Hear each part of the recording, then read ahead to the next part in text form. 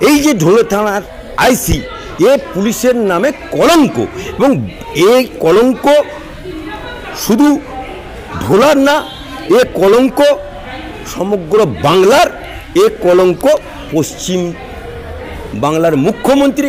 আজকে ঢোলার যে ছেলেটি মারা গেল সে কিন্তু মুসলমান।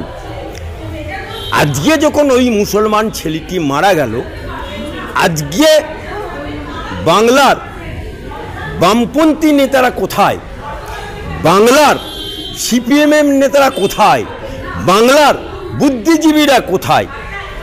রাস্তায় নামো, মোমবাতি বন্ধ হয়ে গেছে, মোমবাতি জ্বালাও, রাস্তায় মিছিল করো। আজ মুসলমানরা মার খাচ্ছে, পুলিশের হাতে মার খাচ্ছে, পুলিশের হাতে মৃত্যু হচ্ছে, সাধারণ মানুষ নিরুপায় হয়ে গেছে। আজকে বাংলার আইন শৃঙ্খলা ভেঙে গেছে। সেই জায়গাতে আজকে 356 ধারা উপযোগী হয়ে গেছে। ঢোলাতে হলো, ঢোলাতে অবশ্য পাবলিক মাইনি পুলিশ মেরেছে, অর্থাৎ যারা আইন রক্ষক তারা সেই পুলিশ, সেই ওসি ওই এলাকার, কে এত বড় পাওয়ার দিল?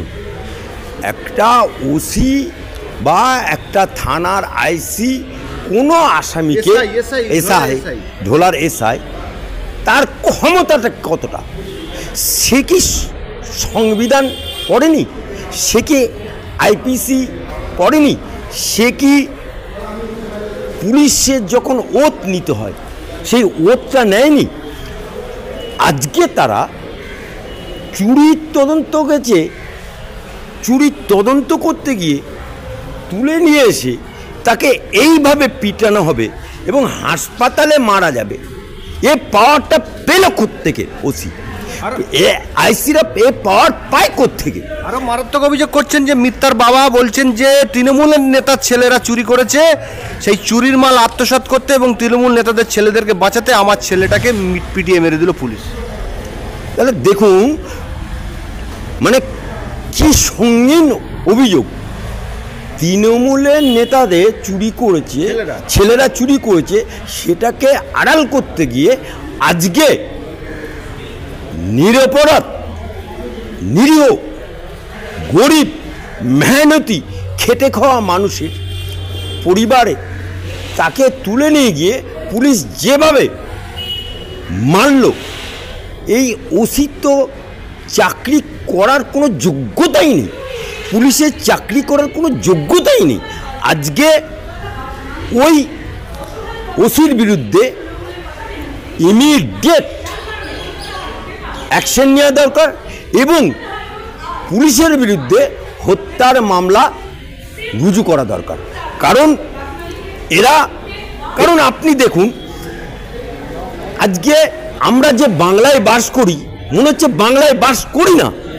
আজকে সরকারের যে আইন, সে আইন এখন আর চলছে না, শাসকের আইন চলছে। তৃণমূলের 4 আনা 8 আনা 1 টাকা পাতি নেতাদের কথায় এই ওসিগুলো চলছে, পাতি নেতাদের কথায় এই আইসিগুলো চলছে। এই কলকাতার পুলিশগুলো দেখুন, কলকাতার পুলিশগুলো, এই যে পুলিশগুলো বসে আছে, মেরুদণ্ডহীন। বাংলার পুলিশ মেরুদণ্ডহীন, নিকম্মা করে দিয়েছে এই পুলিশগুলোকে, এই পুলিশগুলোকে নিকম্মা করে দিয়েছে। আজকে বাংলার বুকে আইন হাতে তুলে নিচ্ছে কারা? তৃণমূলের পাতি নেতারা। ক্লাবে বিচার হয়, ক্লাবে বিচার করছে। এই যে আরিয়াদাহতে যেভাবে মারল, যদিও এটা পূর্বের ঘটনা, কিন্তু যেভাবে মারল, যেভাবে অত্যাচার করলো ক্লাবে বসে ওয়াই মমতা ব্যানার্জি তাহলে বলে দিক যে এখানে তালিবানি বিচার চলবে, এখানে ক্লাবের বিচার চলবে, এখানে দাদার বিচার চলবে, এখানে হুলুদের বিচার চলবে। আজকে ও দলের এই যে সিং, সেই সিং পরিবারটা, এই ছেলেটি যে এখন লকআপে আছে, এই ছেলে জয়ন্ত সিং, এই ছেলেটি এককালে দুধের ব্যবসা করত। আজকে দুধের ব্যবসা করতে গিয়ে আজকে সে করোড় করোড় টাকার বাড়ি, মোজাক এবং ইললিগাল বাড়ি, পুকুর ভরাট করে বাড়ি, আজকে তৃণমূল করে করোড় করোড় টাকার মালিক। ভাই দুধ বিক্রি করে তো অনেকে গোয়ালা তো পশ্চিমবাংলায় বুড়ি আছে, কোনো গোয়ালা করোড়পতি হতে পারছে না। এই সিং দুধ বিক্রি করে, দুধে কি সোনা পাওয়া যায় নাকি যে সোনা বিক্রি করছে? হ্যাঁ, সোনা পাওয়া যায় দুধে কি সোনা? ইতিমধ্যে আমরা খবর পেলাম যে রাজ্যে একজন ব্যক্তি, তিনি বিজেপি করা পোস্টে যেতে হবে, বিধানসভা সদস্য হতে হবে, রাজ্যের মুখ্যমন্ত্রী হতে হবে, দেশের প্রধানমন্ত্রী হতে হবে। যে কোনো ভোটটা আলাদা, কিন্তু মানুষের ভোটটা আপনার চাই। মানুষ যদি মনে করে দল বদলে এসে মানুষকে ধোঁকা দেওয়ার চেষ্টা করা হচ্ছে, আপনি সংবিধানই দেখান আর আপনি একদম দলের প্রতি বিশাল নতুন দলের প্রতি দায়বদ্ধতা দেখান।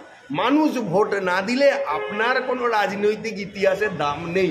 সংগঠন করে কোনো বড় নেতা হওয়া যায় না, পাশে থাকা যায়।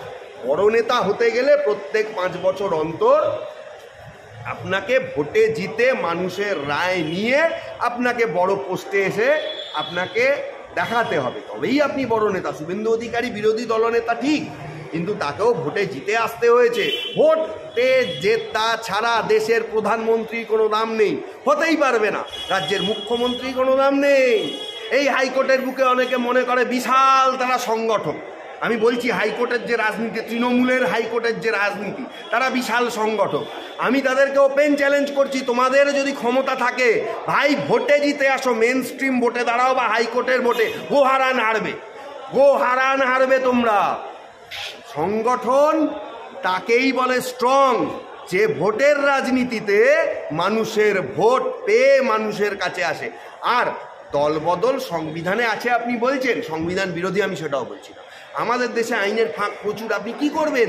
সংবিধান আপনাকে যদি সুযোগ দেয় আপনি কি করবেন? ধরুন একজন ক্রিমিনাল, আমি জানি সে বড় ক্রাইম করেছে, কিন্তু ক্রিমিনাল ল আপনাকে সুযোগ দিচ্ছে যে তাকে বেল দেওয়া হবে। তার ক্রাইমটা তো এক্ষুনি প্রমাণ হচ্ছে না, কিন্তু তাকে বেল দিচ্ছে। আপনি কি করবেন? আমাদের দেশের বহু আইনে অত্যন্ত কোনো জায়গায় খুব স্ট্রং, কোনো জায়গায় ভীষণ। আপনার কিছু করণীয় নেই। দেশ চলছে আইন দিয়ে, জুডিশিয়ারি তো শেষ কথা। একটা দেশের যদি কোনো গণ্ডগোল হয়, ও কি বলছে, ISF এর প্রধান সে কি বলছে, আমি আইনি ব্যবস্থা নেব।